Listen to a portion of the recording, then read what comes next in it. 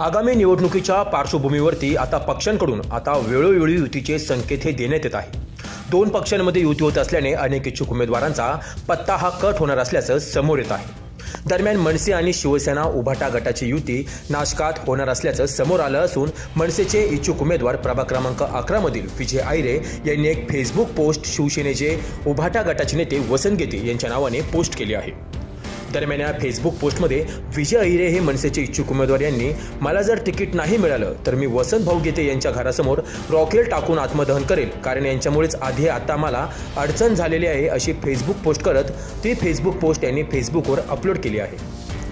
ह्या फेसबुक पोस्टची चर्चा नाशिक शहरासह जिल्ह्याभरात आता जोरदार सुरू आहे।